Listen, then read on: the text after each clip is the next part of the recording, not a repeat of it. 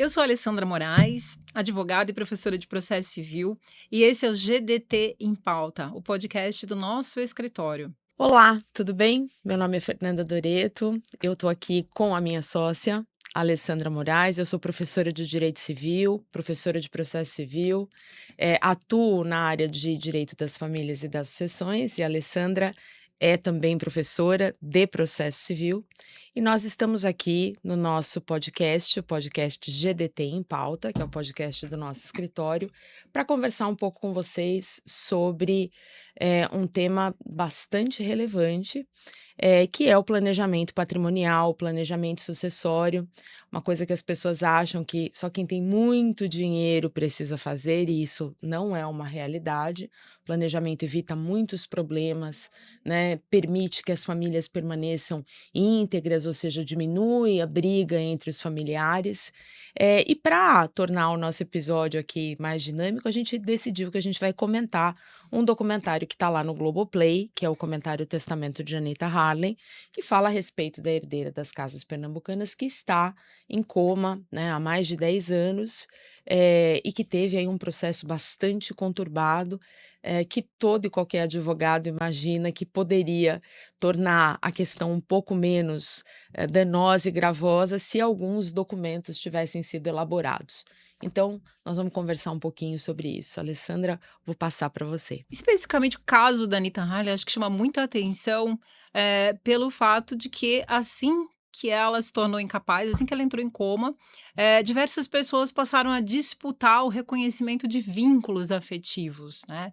Seja o reconhecimento de uma união homoafetiva, seja o reconhecimento de uma maternidade socioafetiva, né?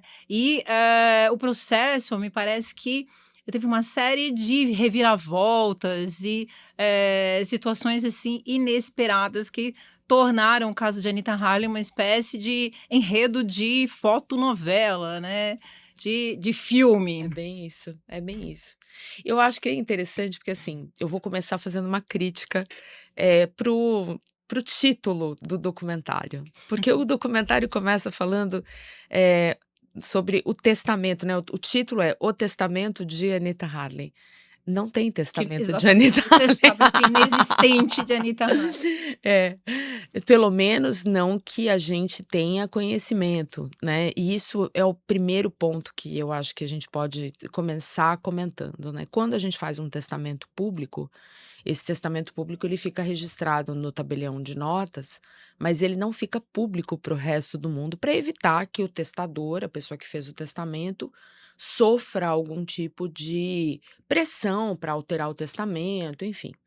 Então, o que é interessante é que somente depois da morte, com a apresentação da certidão de óbito, é que você consegue ter acesso a esse testamento por meio de um documento que se obtém, né, num sistema que nós temos aí que é unificado, que é o sistema Signo. Então, você consegue fazer uma certidão e consegue extrair ali o traslado, a cópia do testamento.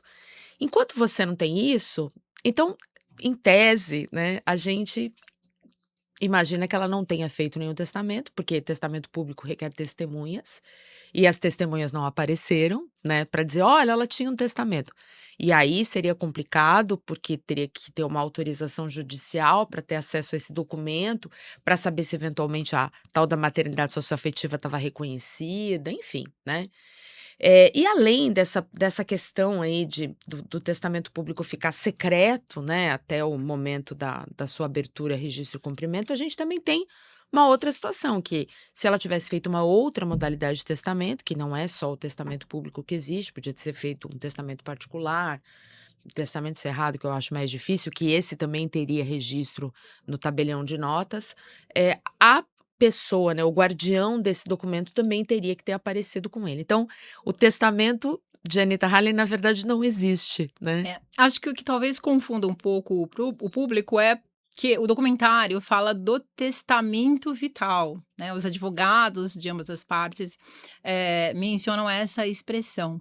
Então, acho que vale a gente explicar muito rapidamente para o nosso público o que seria o testamento vital, né? Quando a gente fala de testamento vital, a gente tem, hoje, assim, o testamento vital é algo que, relaciona-se primordialmente a o destino que você deseja dar à sua vida, caso você seja colocado numa situação como é a situação dela, né, sem poder exprimir a sua vontade, Vontade. né. E a gente também, esse testamento vital hoje, a gente tem um nome para isso, que são as tais diretivas antecipadas de vontade. É quando você faz um documento dizendo: "Olha, eu quero que a minha vontade seja, respeitada da seguinte maneira", né. Então existe esse documento, né, e aí no caso dela, e essa também é uma questão bastante interessante, é que ela, na verdade, sabendo que ia fazer lá um procedimento médico, fez uma mera, uma mera procuração, nomeou alguém como sua procuradora. E a procuração, ela tem características, né, nós estávamos até, quando estávamos conversando a respeito aqui do tema do episódio, né, estávamos até falando, né, a procuração, ela vai perder os efeitos quando você perde o discernimento.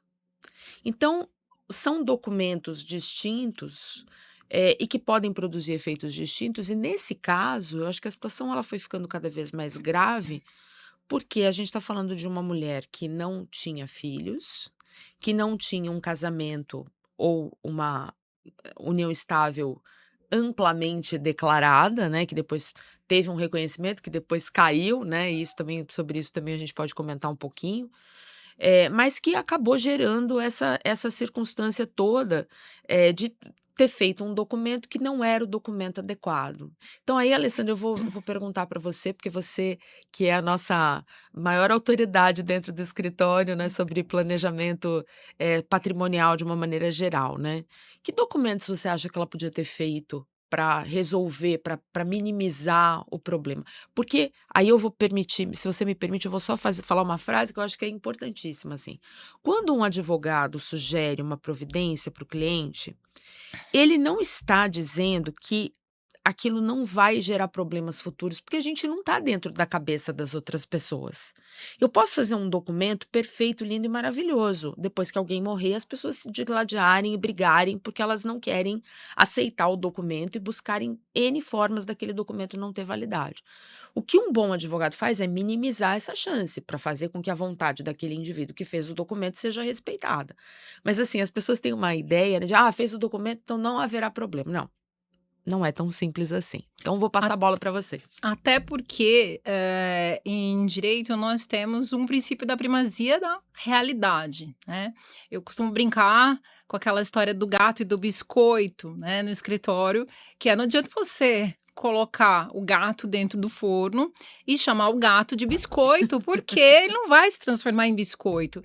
Então não adianta, nós colocarmos às vezes no papel, uma relação inexistente, um conto de fadas, né, descrever algo que não corresponde à realidade, né. Então às vezes o cliente ele tem essa ilusão, não, eu faço, né, coloco no papel aquilo que eu quero que as pessoas pensem que é, né, mas se a realidade se comporta de outra forma, aquilo que ele declarou, não vai ser válido, né. Então acho que a primeira coisa é distinguir isso, é que aquilo que está no papel, de certo modo, precisa corresponder à realidade, né. E na experiência, né, da advocacia, a gente sabe que muitas vezes as pessoas têm muito medo de formalizar as relações, né. Talvez pelos efeitos patrimoniais, talvez pelo receio de arrependimento, e não querendo dar um spoiler, mas já dando para quem não assistiu o documentário, mas para quem tem interesse no direito, estudantes, simpatizantes, assim, vale assistir.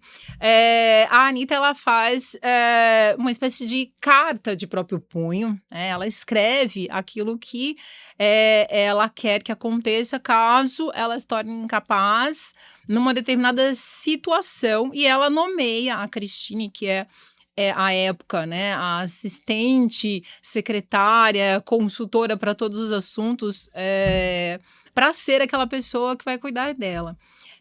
O que, ficou estabelecido posteriormente, diz respeito à intenção com que ela fez aquilo, né. Me parece que o juiz compreendeu, no caso, e aí a gente falo eu falo me parece que, porque nós não temos acesso aos autos, eles correm em segredo de justiça. Então, o que nós sabemos é o que a mídia divulgou, né? A Globo no documentário, a CNN em trechos, né, de reportagens. Mas me parece que o juiz compreendeu que a intenção daquela declaração era de outorgar um mandato, né, poderes especiais a Cristine naquela circunstância específica, e aí perderia a validade com a incapacidade, né? Então aí talvez a correção do problema fosse feita pela forma, né? Talvez a forma como ela fez, embora bem intencionada, não tenha sido a forma mais adequada. A gente não sabe, obviamente, se ela fez na época com assessoria jurídica, com consultoria, mas de um modo geral, o que causa assim espanto no contexto do documentário é que nós estamos tratando de uma pessoa bilionária, né? Que tinha a presidência de uma organização gigantesca e que, de certa forma, não tomou os cuidados necessários, com esse patrimônio para evitar o que aconteceu depois, né? Uma disputa acirrada, né, entre aquelas pessoas que conviviam com ela. Então, a falta de planejamento me parece aí uma questão talvez até cultural, né? O receio de estabelecer regras, né? Talvez até de descontentar as pessoas que estivessem ao redor dela, né? Mas é muito mais problemático você não documentar, não planejar, porque você está aí delegando para um futuro incerto a interpretação daquilo que você quer, que foi isso que aconteceu. Como ela não estabeleceu previamente da forma adequada aquilo que ela queria, agora existe uma disputa sobre o que de fato acontecia, né? E aí a gente tem duas, de novo, para quem não assistiu, a gente tem a Cristine, que era uma assistente de uma vida toda, e a Sônia, que tem uma posição aí meio misteriosa, né? Alguns dizem que ela era companheira, outros dizem que ela era uma dama de companhia, né? As duas disputando o espaço de companheira homoafetiva, né? E aí você, melhor que ninguém, pode falar a respeito de união estável e de como é que ela se estabelece, até para fazer cair alguns mitos, né, que as pessoas, de um modo geral, criam a respeito da união estável. Eu acho interessante, porque quando eu assisti o documentário, eu assisti com meu marido, que não é da área, e aí, num dado momento eu fiz assim: "Não tem união estável, porque essa união, ela não preenche os requisitos que estão na lei". E aí, num dado momento, né, houve o reconhecimento da união estável e o que foi alterado, em segunda instância, né. E aí o meu marido olhou para mim e disse assim para mim: "Nossa, você adiantou o final, né, você já sabia, né". Falei: "Não, veja, Spoiler em casa. spoiler em casa, né". Porque na verdade, quando a gente fala de união estável, então vamos começar por essa questão que eu acho que é bastante relevante aí, né. Eh, o nosso sistema, ele prevê algumas modalidades de alguns formatos de união, vamos pensar assim. Então a gente tem uma coisa chamada hoje de namoro qualificado. O que que é um namoro qualificado? As pessoas podem até mesmo viver na mesma casa, mas elas não têm, um objetivo, um projeto comum de vida. Elas não preenchem todos os requisitos da união estável. Então, o namoro qualificado, quando o namoro, veja, eu não gosto dessa expressão, tá, namoro qualificado, porque parece que todo namoro, né, que não é É qualificado é desqualificado. desqualificado, né. Mas assim, namoro é namoro, ok, você tá conhecendo alguém, o seu relacionamento tá engrenando, né, mas ainda não tem aquele desejo, porque para ter alguma coisa que vai ter proteção sob a égide do direito de família, tem que ter um formato de eh, família É o efetivamente, antigo né. namoro sério, que a avó falava assim: "Ai, fulano tá Isso, namorando sério, né, tá pensando em tá casar". pensando em casar, mas ainda não deram esse passo, ainda não definiram se vão casar mesmo, ainda estão realmente então assim, um namoro, né, que é visto como um namoro qualificado, é um namoro que pode até ter um ou outro elemento que poderia caracterizar uma união estável, mas que não tem união estável, porque falta ali os outros requisitos. Então que requisitos que a união estável tem que ter?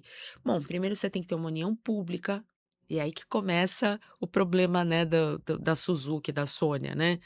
A união tem que ser pública, tem que ser duradoura, né.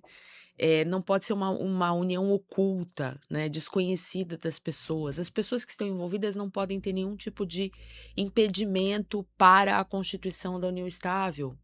Há no documentário Casamento. um casamento no meio do caminho dela com o pai do filho, né, o pai biológico, ou que não é só biológico, porque tem lá uma relação afetiva com o filho também, né.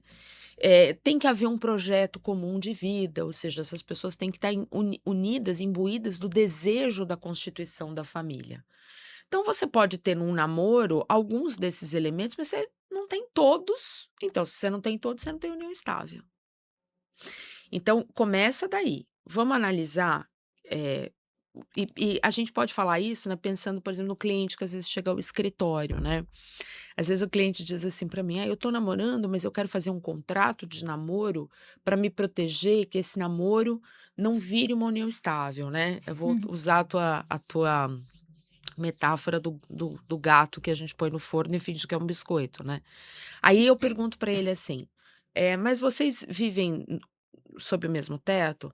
Ah, na verdade não, na verdade nós nos encontramos umas 4 ou 5 vezes na semana, às vezes ela dorme no meu apartamento, às vezes eu durmo no apartamento dela, mas cada um tem sua vida, né, esse é o que vem, né.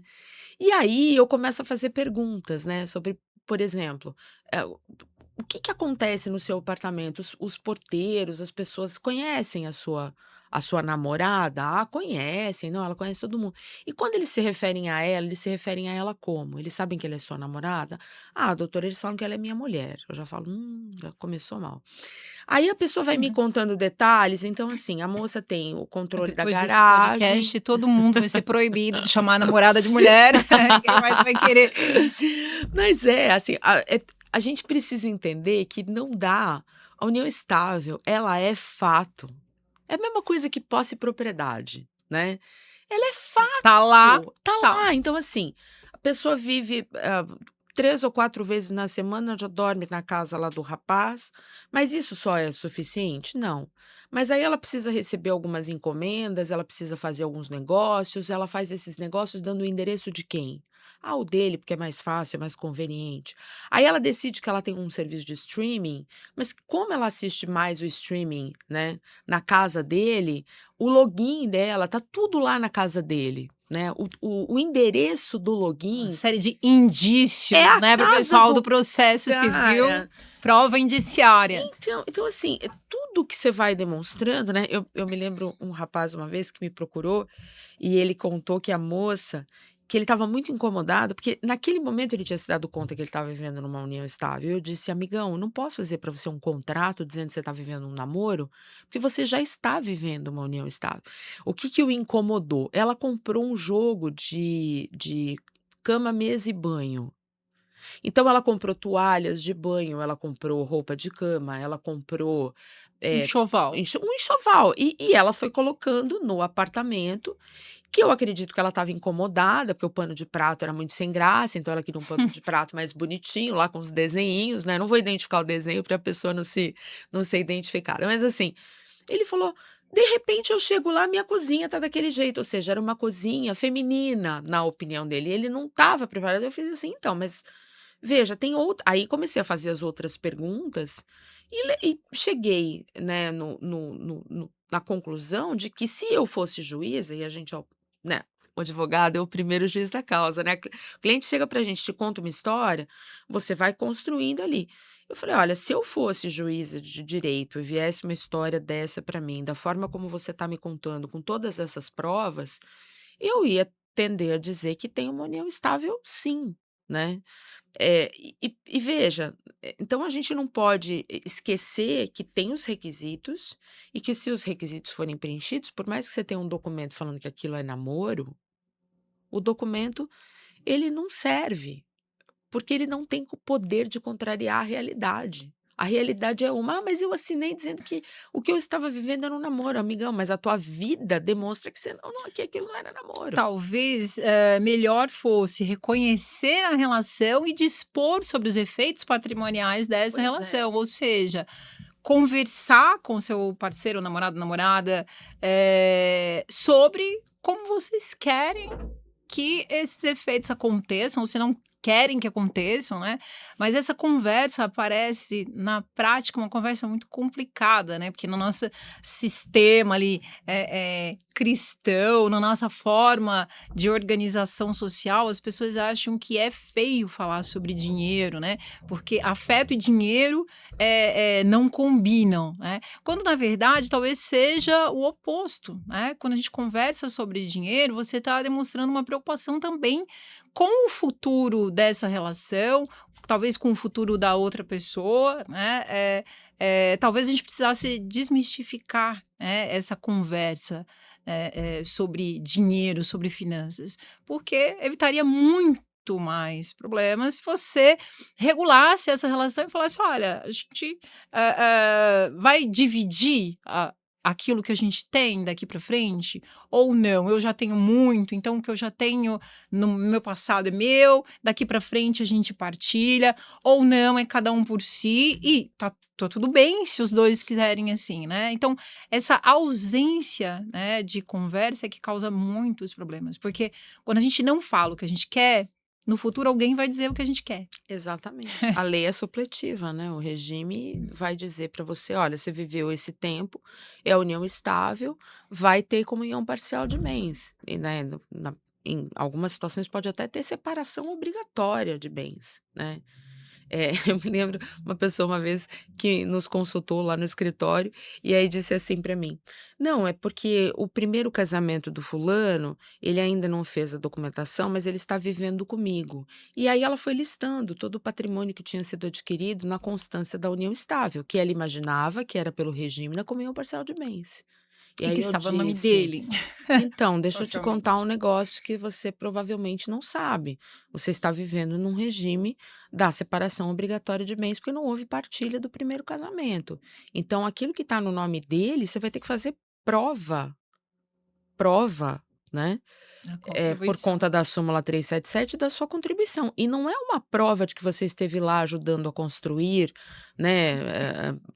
Provendo, né, um lar adequado para que o indivíduo tivesse um crescimento patrimonial. Não, a infelizmente, né, porque eu sou bastante contrária a isso, mas enfim, isso é assunto para outro podcast. Você vai ter que provar uma contribuição efetiva. Então, assim, a pessoa olha para você, é como se você tivesse, desvendando para ela, né, um mundo novo e, nesse caso, um mundo novo cujo Ninguém cenário contou.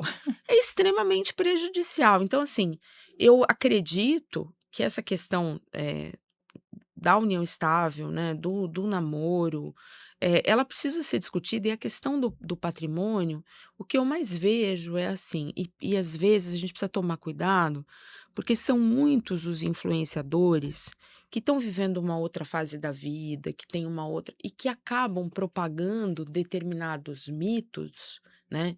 Tem uma influenciadora, por exemplo, disse: "Ah, eu e meu marido nos casamos pelo regime da comunhão universal de bens, porque veja, nós entendemos que se tem amor, tem que partilhar tudo". Amor, não, não é assim. Se tem amor, tem que partilhar tudo, tem que comunicar tudo, né. Para a sua situação financeira, né, você tem 100 milhões no banco, o cara também tem 100 milhões, né, o patrimônio é igualitário, não vai fazer diferença nenhuma. Sim. Agora, eu queria saber, você tem 1 milhão e ele tem 100, se talvez ele se sinta confortável que, no caso de uma separação, ele perca numa brincadeira 49 milhões não é? Então, Ou o assim, contrário, né. exato. Então, assim, não existe fórmula. E falar sobre esse assunto, como você bem pontuou, é super importante, porque faz a maturidade das relações, ela depende disso, o amadurecimento E da a relação depende duração disso. também, né, porque a Exato. gente sabe que o maior, motivo, a maior motivação para divórcios, né, é o financeiro, são os problemas de ordem financeira, né. Então se o casal não conversa a respeito disso, ele tá ali criando uma sementinha de um problema futuro, né. Sim, não tenho dúvida. Não E tenho a menor dúvida disso, menor dúvida. E eu acho, voltando lá pra gente trazer pra questão, né, quando existe a propositura foi feita a propositura de uma ação pela Sônia, também conhecida como Suzuki, é o que mostra a série, né, de reconhecimento de união estável, ela apresenta, ela discorre sobre por que ela seria companheira, mas os requisitos, pelo menos na minha modesta opinião, com aquilo que a gente está vendo ali no documentário, né, que não é a prova efetiva, mas assim, a gente consegue enxergar, para mim, realmente os requisitos não estavam presentes, né. Primeiro porque era uma união que não era pública, né, e aí as pessoas começaram a dizer que pelo fato de ser uma união homoafetiva, isso teria trazido para ela um receio, porque ela era uma empresa, mas a publicidade, ela não precisa se dar para o mundo, mas dentro do Ótimo. âmbito né, das pessoas mais próximas, dos conhecidos, dos familiares, né, das pessoas que se frequentam, opa, tem que ter ali. É bastante interessante o que você está falando, porque eu me recordo de um trecho do documentário em que uma das melhores amigas da Nica, né, como ela é chamada, né, no grupo de amigos, da Anitta, ela diz: "Bom, tudo bem que ela talvez não quisesse falar, pra outras pessoas, mas eu era a melhor amiga dela, eu saberia", né. Então é exatamente isso que você está dizendo, né, aquela publicidade por aquele círculo de pessoas que convivem mais proximamente, né, e isso não aconteceu, aliás, parece que não aconteceu nem com a Sônia, nem com a Cristine, né, nenhuma das 2 tiveram êxito aí no reconhecimento da união estável. Mas, a maternidade socioafetiva foi reconhecida e o curioso, né, é que, o filho socioafetivo é o filho da Suzuki, né. Explica pra gente, explica para o nosso público aí, o que que é essa maternidade socioafetiva nesse caso?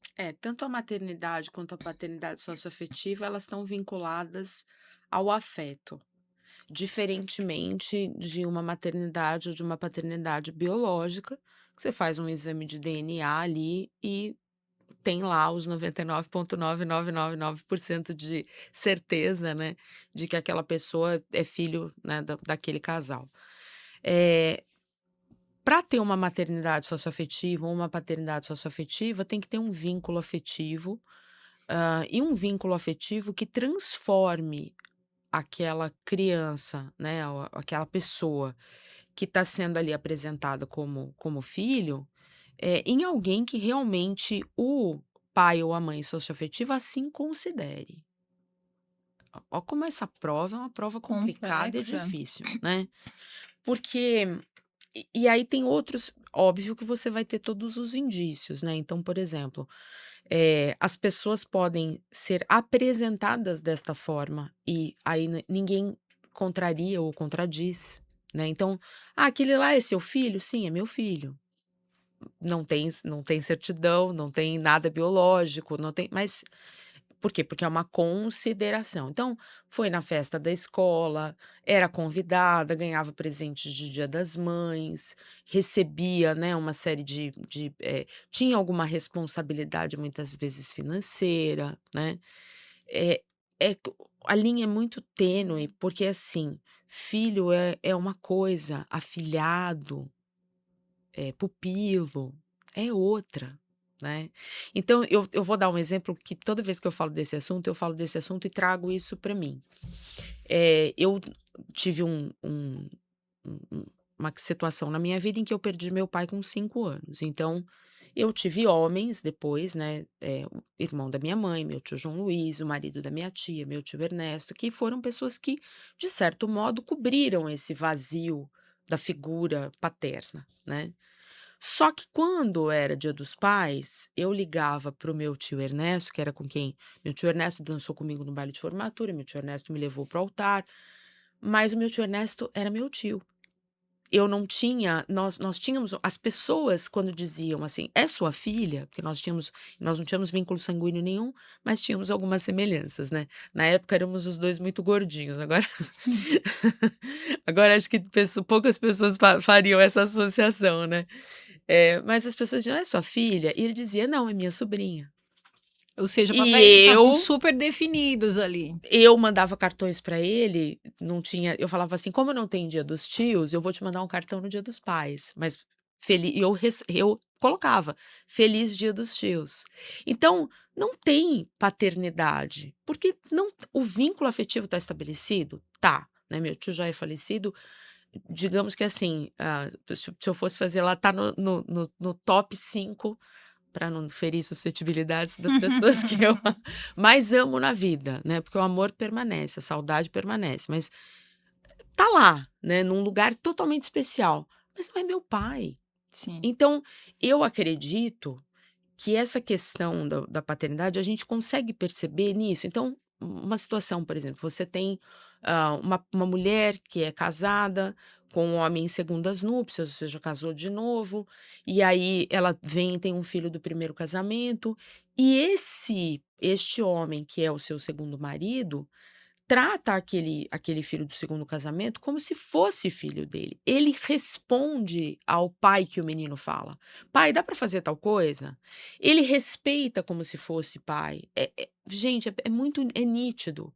Você vai saber quando o cliente te contar uma história, que aquilo se assemelha a uma paternidade, a uma maternidade socioafetiva, ou se aquilo é uma relação de afeto entre pessoas que estão dentro do mesmo convívio social, mas que não tem um vínculo afetivo suficiente, porque senão, se a gente usa isso de uma maneira muito ampla, muito aberta, as relações elas ficam Toda relação de confusas. afeto pode ser, né, paternidade ou maternidade Isso. socioafetiva, Aí você né. vê aquelas quando você tá rolando lá o teu feed do Instagram, né, "Olha, cuidado, né, você pode receber uma determinação de pagar pensão alimentícia para o teu enteado", né. Fomentando inclusive esse tipo de matéria alarmista, eh, que a gente não faz, né, Alessandra, que a gente não essas chamadas alarmistas a gente não faz. E por que que a gente não faz? Porque é uma irresponsabilidade, inclusive, pode criar uma mácula na formação do vínculo. Aí eu não Sim. vou me envolver muito com essa criança aí, porque vai que eu me separo da mãe dela. Gente, que relacionamento vive e sobrevive com todos esses entraves? Com condição suspensiva, né. Exato, é isso, é bem isso, assim: "Ah, eu tô aqui, mas eu tô aqui, mas não tô. Ah, eu vou fazer isso, mas não vou", né. "Ah, você me convidou para te levar até o altar, mas acho melhor não". Gente, pelo amor de Deus, assim, as pessoas precisam viver, né. Elas precisam se orientar, saber o que elas estão fazendo, não podem entrar nos alardes, né, nos alarmismos, mas assim, precisam entender as relações. Então, eu imagino, né, que deve ter sido juntada uma prova efetiva de que essa criança que morava na casa, por exemplo, parece-me que ela passou a casa para o nome casa onde que ela morava para a mãe do rapaz, né.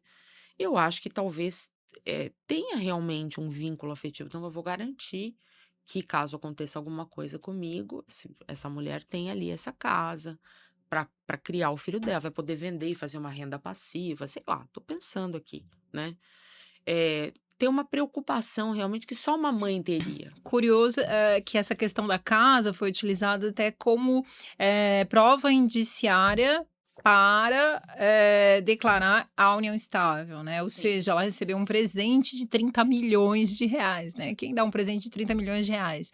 Mas aí o outro lado vem e fala: "Mas 30 milhões de reais não significava absolutamente nada para ela, ela é bilionária".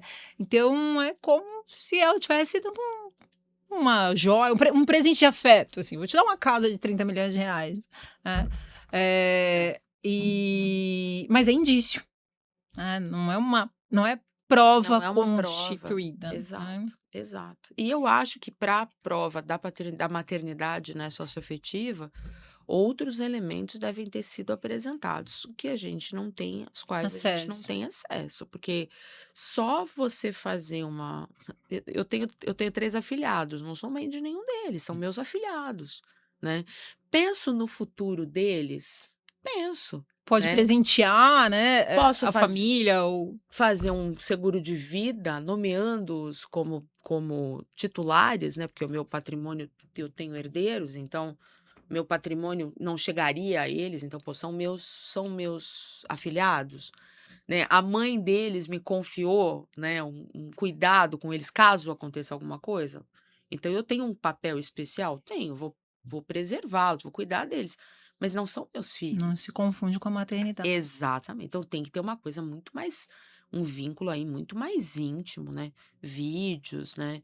Ou o próprio tratamento de filho mesmo. Filho, vem aqui, filho, vem me mostrar isso. Muito provavelmente tem provas ali que são muito mais contundentes, né? Eu entendo que a doação da casa é algo bastante, né, Representativo. representativo, mas eu acho que para paternidade, maternidade, né, socioafetiva, precisava de alguma coisa muito mais contundente. E de novo, né, vale ressaltar, né, o fato de que esta vontade não foi documentada, formalizada adequadamente, faz com que, na ausência desta declaração adequada, formal, ah, indícios, fatos isolados sejam interpretados por um terceiro, que é o juiz, né, como aquilo que essa mulher de fato queria. E pode ser que, na verdade, ela não quisesse nada disso, né? Até num trecho do documentário, as pessoas dizem que o meu maior sonho é que ela se levante, que ela saia do coma e ela diga assim: não queria nada disso. O que que vocês estão fazendo aí com tudo isso que é meu, né? Não, não é nada disso, né? Ia ser um plot twist tremendo, né? Eu acho que todo mundo torce, todo mundo que assiste o documentário torce secretamente por Para que isso, né? ela, né, saia do coma. Que ela. Embora a gente tem que ter uma outra observação, mesmo que ela saia do coma, ainda assim essas relações, né, não bastaria ela sair e dizer assim: "Não, eu não vivi união estável, não, eu não", não bastaria ela recusar esse papel, né, ela também teria que se degladiar em torno de provas, né. Essa é a parte mais interessante, né, É, de tudo ali, mesmo, exato. né. E a prova que foi constituída, né, tem que se demonstrar que faltava ali realmente esse elemento, ou que a prova seria interpretada de uma maneira diferente, né? Não, eu fiz isso por essa e essa razão, né? Por esse e esse motivo, né? Vou dar um exemplo clássico aqui, clássico, né? Quantos não são os clientes que nos procuram que dizem assim: eu fiz um documento de união estável porque eu arrumei um bom emprego, nós éramos namorados, eu arrumei um bom emprego e resolvemos, portanto, formalizar o namoro que nós tínhamos, né, transformando esse namoro em união estável, porque para ser beneficiário do meu plano de saúde, Hum, precisava apresentar um documento lá, né. Então nós já tivemos caso no escritório em que exatamente assim. a pessoa conta essa história, ela faz o documento, por exemplo, no ano de 2010, vai. E esse documento é de 2010 em diante, porque para você fazer o reconhecimento, você pode até reconhecer a união estável para trás, mas você não pode fazer um regime diferente da comunhão parcial de bens daquele momento para trás. Mas ela coloca lá, não, nossa união estável começou aqui. Então, coisas que a gente vê. Gente que diz que não vive em união estável, mas declarou, né, aí eu falo, o que que é melhor, né, você prestou uma declaração falsa para a prática de uma fraude, porque se a pessoa não é efetivamente teu companheiro, não tinha direito ao teu plano de saúde. Ou então você fazer uma declaração dizendo que a tua união estável começou num determinado ano, quando na verdade é uma declaração estável, uma de união estável que deveria ser bem Muito mais anterior. antiga, muito anterior, mas aquela data foi a data estabelecida, porque precisa de um marco para receber Olha o gato aí. vocês entendem? Olha o Então, gato assim, aparecendo querendo ser biscoito. então, você já imaginou? Então, assim, é uma situação, eu falo, aí a pessoa diz assim: não preciso de advogado. Eu vou lá no cartório e faço. Ou eu não preciso de advogado. O chat GPT faz para mim, né? ou o Claude, ou o Notebook LM, qualquer um aí que vocês queiram, né, faz aí para mim uma gente, precisa refletir sobre os efeitos, não é tão simples assim. O documento que a inteligência artificial vai produzir, ou que o teu amigo que está fazendo curso de direito vai produzir, ele não vai refletir sobre a sua situação financeira, sobre a vida que você tem naquele momento, sobre os efeitos que aquilo vai produzir no teu patrimônio. Isso não vai acontecer. Então, o advogado é essencial. Opa, eu quero fazer uma declaração nesse sentido, né? Eu preciso consultar um advogado? Precisa, Sim. né? É importante a gente dizer que cada caso é um caso, não existe solução milagrosa, não existe mágica. A holding que talvez resolva o problema de um empresário não vai resolver o problema daquela pessoa que tem dois imóveis, um está alugado, outro lá mora.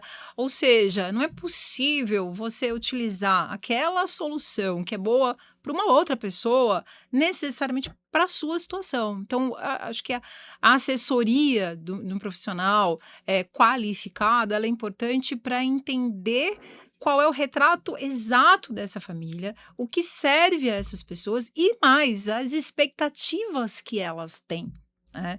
Porque existe aquela pessoa que quer fazer um planejamento patrimonial porque ela quer fugir dos credores. Né? Então, ela acha, né, que ela vai blindar, né, o patrimônio. Vamos falar a frase que a gente não existe Blindagem blindagem patrimonial. patrimonial. Mas ela acha que isso vai acontecer, que é mágica e ela estará aí livre de todos os credores. Existe aquela pessoa que está vivendo uma união e ela não quer compartilhar o que ela tem. Então ela está ali praticando um estelionato afetivo, né? Ela está ali simulando, né, que ela está de fato dentro dessa relação, mas fora disso ela está consultando o advogado porque ela quer planejar o que vai acontecer e como ela pode excluir, né, os direitos do outro. Então, as expectativas, alinhamento de expectativa é fundamental para que a pessoa consiga, de fato, um planejamento patrimonial adequado e eficaz. Né? Porque dizer que faz planejamento patrimonial, qualquer um pode falar que faz. Como você falou, é fácil colocar lá no ChatGPT ou qualquer outra forma de inteligência artificial e vai sair uma resposta maravilhosa, né? Mas será que aquela resposta maravilhosa, ela é de fato alinhada com as expectativas, né, da pessoa, do cliente? Né? Será que ela serve para aquela família especificamente? Isso só um advogado, né, no mundo real, né, pode fazer. E um advogado que tenha especialidade no assunto, Sim. porque as teses elas mudam muito rapidamente, né? Infelizmente a gente vê isso acontecer, né? A gente vê, isso é dessa maneira, de repente já não é mais daquela maneira que a gente, né, colocou, as coisas vão mudando, vão se adequando, vão se amoldando. E uma outra coisa também que a gente percebe, né, que tem que ter ali uma avaliação multidisciplinar, porque muitas vezes, essa semana tivemos um caso assim, né, em que fomos cumprir uma determinação judicial e quando eu fui fazer a análise do imposto de renda da pessoa, eu falava: "Meu Deus do céu", né. Então, vou dar aqui um exemplo, a pessoa é sócia de uma empresa, mas ela está no imposto de renda como se ela fosse empregada da empresa, recebendo o salário da empresa. Então, espera aí, é sócio. Sócio recebe o quê, Alessandra? Prolabore, Labore, participação de lucro. lucro, né, se não trabalha, não recebe prolabore, mas então, assim, muda completamente a classificação fiscal, né. Eu até questionei, né, falei: "Foi você que fez esse documento ou você fez esse documento com o contador? Se você fez esse documento com o contador, você vai mudar de contador, porque esse contador não tá olhando aí, não tá vendo o básico, né. Não, fui eu, mais alguém, né, fulano e beltrano". Aí você já vê que tem um outro problema também muito comum é o patrimônio que surge sem lastro, alteração, né, nós vemos também alteração na pessoa ter o patrimônio que vai crescendo, né, porque ela acha que ela pode fazer aquilo, porque: "Ah, não, mas ele não é valor de mercado", né. E aí você está fugindo do fisco, você pode ter um problema quando você vende ou quando você transfere por conta do ganho patrimonial. Então, assim, as pessoas, quem trata de planejamento, não, a gente não olha só a questão familiar. O planejamento serve para ajudar a família. Eu já vi também muito planejamento patrimonial que destrói a família. Sim. Tem um efeito destrutivo, né? Porque o advogado precisa ter o mínimo de sensibilidade para perceber aquilo que ele vai abordar, para perceber a forma como ele vai abordar, porque senão fomenta ali uma Um discussão, conflito. um conflito. Então, assim, precisa ter isso, né? Precisa ter essa expertise que a gente aprende. Você pode até ter um quesito aí de personalidade, a pessoa tem uma aptidão natural para tratar disso, a pessoa aprendeu a matéria, né, ela tem um conhecimento técnico, mas ela precisa ter experiência de vida, né, porque a gente às vezes está lá, né, na mesa de negociação, né, Alessandra, e a gente pensa assim: "Poxa, eu podia falar tanta coisa, mas eu vou ficar bem quieta, porque se eu abrir a minha boca aqui, Acabou o acordo. acabou o acordo, vai virar um negócio", e você tem que segurar o seu cliente também: "Ó, não fale isso, não é bom tratar esse assunto não é agora", né. Então você tem você tem que ter essa expertise que não é uma coisa, como eu falei, que se aprende muitas vezes no livro, né, você tem que ter ali naquela experiência.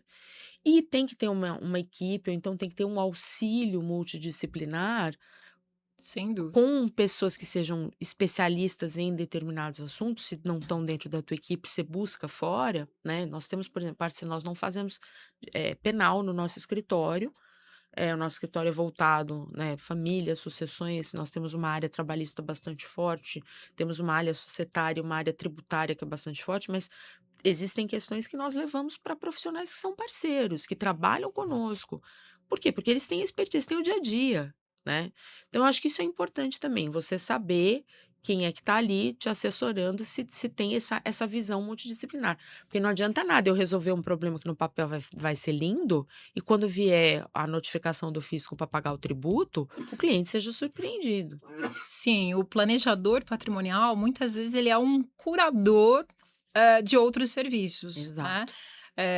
Então nós trabalhamos com bons contadores, nós precisamos ter o enfoque, tributário, é um conjunto de ferramentas voltadas para quê? Para atender da melhor forma essa família, né, pra atender às expectativas e que, realmente o resultado seja um resultado eficaz. Exato. Que a gente percebe que apesar de todo o patrimônio, talvez não tenha acontecido, No como o caso caso que de a gente abortar. está comentando, né. Que infelizmente a gente percebe com clareza que isso não aconteceu, porque se tivesse acontecido, talvez os desdobramentos não tivessem sido tão graves, né, a situação não tivesse chegado no ponto em que chegou. O que eu vejo, assim, de mais grave é você ter a família, né, primeiro a questão da empresa, porque isso que eu acho também interessante, né, isso que eu acho que a gente também podia falar um pouco, né. Decisões pessoais, muitas vezes, das pessoas que estão envolvidas, dos sócios, elas impactam diretamente sobre as empresas.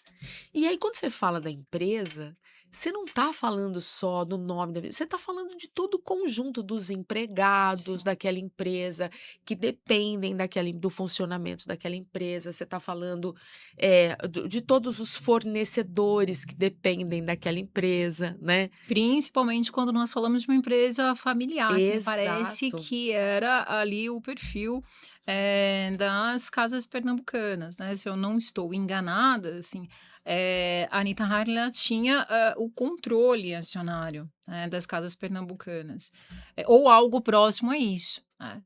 E é evidente que a ausência dela impacta, né, essa disputa acirrada sobre esse patrimônio impacta diretamente na gestão da empresa.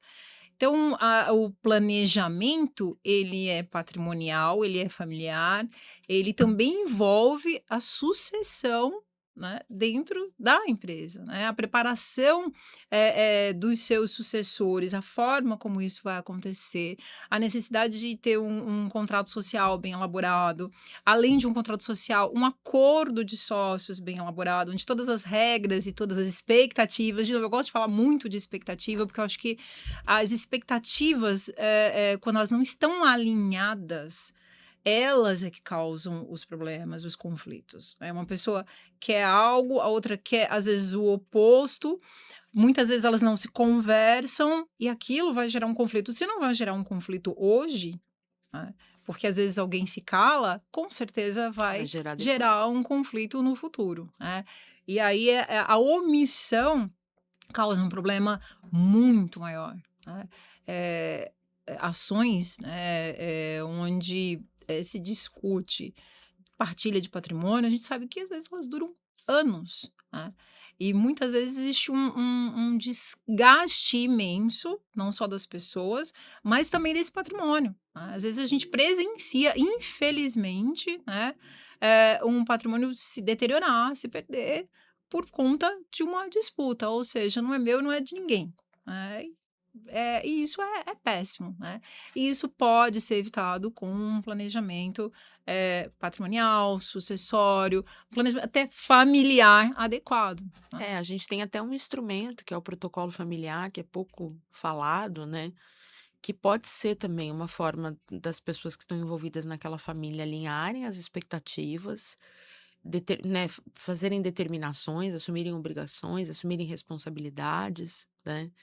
eh, Promovendo, portanto, um documento que pode servir de guia no futuro para os problemas familiares, para que as disputas internas elas não maculem o futuro da empresa, a credibilidade da empresa. Hoje em dia, a credibilidade vale mais do que qualquer outra coisa. Sim. Você não precisa saber se o fulano tem dinheiro na conta.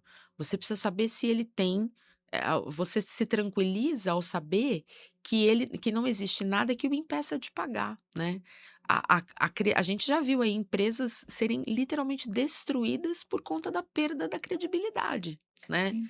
Então você planta uma notícia ali, aquilo começa a produzir um efeito cascata no mercado e, de repente, a empresa que tinha condições de se manter viva e bem durante muitos anos, vai perdendo essa credibilidade no mercado. E as disputas entre herdeiros, elas estão assim Top no né, top 10 10. das causas que podem eu tô falando de empresas que muitas vezes são empresas saudáveis, não tô falando de uma empresa que tá mal das pernas ou de alguém que tá praticando fraude, não tô falando nada disso, tô falando de uma empresa que tá bem, tá ok, tá ali, né, pai e filhos, né, tá tudo bem, e na hora né, que falta o elemento que A liga. segura, né, a pedra fundamental ali que une, né, aquela base, vai tudo por água abaixo, se o planejamento for mal feito. Se o planejamento for bem feito,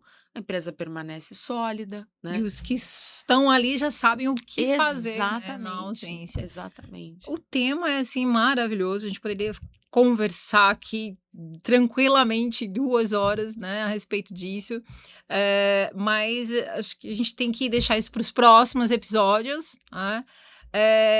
E como encerramento eu queria deixar o seguinte recado, que toda vez que você tende a negligenciar, né, a não dizer aquilo que precisa ser dito, a não documentar aquilo que precisa ser documentado, toda vez que você evita enfrentar, né, os assuntos que você entende que são espinhosos, na verdade você está alimentando, provavelmente, um conflito futuro ou, no mínimo, permitindo que, a sua omissão futuramente seja interpretada por outras pessoas, ou seja, você não está declarando a sua vontade da forma correta, no futuro outras pessoas vão falar por você, outras pessoas vão dizer qual era a sua vontade. Então o planejamento não é aí a teoria do coveiro, né, "Ah, eu que coisa horrível ter que falar sobre incapacidade, que coisa horrível ter que falar sobre morte. Mas, na verdade, você está falando e planejando a respeito disso exatamente como uma demonstração de amor pelas pessoas que ficam, né? E quem tem empresa, né, é uma demonstração de amor por todos os funcionários, por todos os empregados, né? Porque, como a Fernanda falou, isso pode destruir uma organização. Então, vale, sim, sempre consultar um advogado, consultar um profissional habilitado, para que esse planejamento patrimonial, sucessório, seja realizado. Eu como palavras finais, assim, eu pontuo que o planejamento, ele não vai evitar a morte, né, a morte ela é inevitável, mas ela vai Por enquanto. tornar por enquanto. Dizem aí que no futuro talvez não. É. Mas o que vai acontecer é que o sofrimento, né, ou as questões que podem levar a uma ruína, da estrutura familiar, eles vão sendo minimizados, né. Então eu entendo fortemente que, assim, que o planejamento é uma maneira de você, man tentar manter a integridade familiar, né, eu acho que isso é super importante. Acho que precisa ser feito por um advogado que tenha, né, por um corpo jurídico que tenha um bom entendimento do que as pessoas querem, né, para seguindo aí a tua orientação, alinhar todas as expectativas.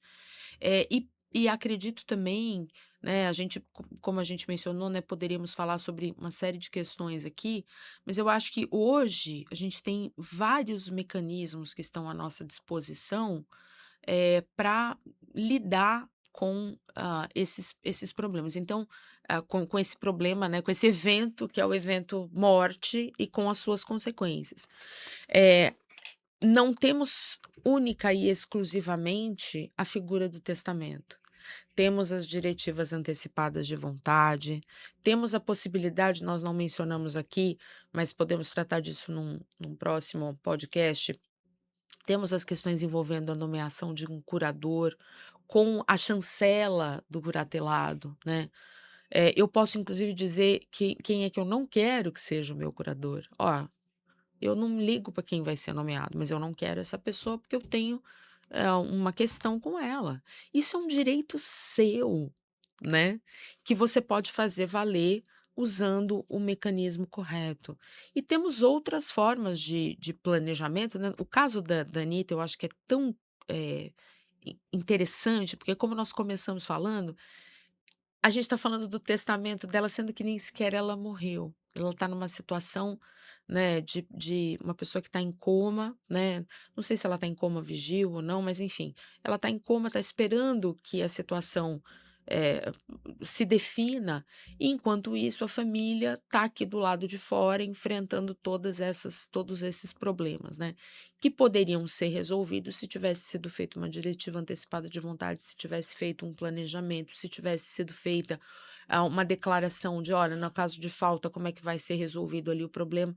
Mas, eventualmente, né, se a gente está falando de alguém que faleceu, além disso, além da possibilidade do testamento, além, né, de outros mecanismos, a gente tem, por exemplo, seguro de vida, tem várias situações, né, previdência privada, várias situações que a gente pode o planejamento, na verdade, onde é que eu estou querendo chegar? É que ele pode ser multifacetado, né, e você bem colocou, as pessoas falam muito em holding, talvez a holding sirva para uma família, mas para outra ela não serve. Então, assim, procurar um profissional que possa avaliar a situação familiar e definir como é que aquilo vai ser feito, é o primeiro caminho para evitar problemas futuros. Então, eu acho que é isso que estamos buscando aqui, essa orientação. Procure um profissional da sua confiança, eh, descubra qual é o que melhor se amolda à sua situação, que vai valer a pena. É isso aí. E nós gostaríamos de deixar, as nossas redes sociais, caso, vocês queiram nos seguir. Nós estamos no Instagram, @gdt_, advogadas, também no Facebook e no LinkedIn. Eu estou no Instagram como @prof. Alessandra Moraes, com 2 S's. E eu estou no Instagram como @prof. Fernanda Doreto. Obrigada. Muito obrigada, até a próxima. Até.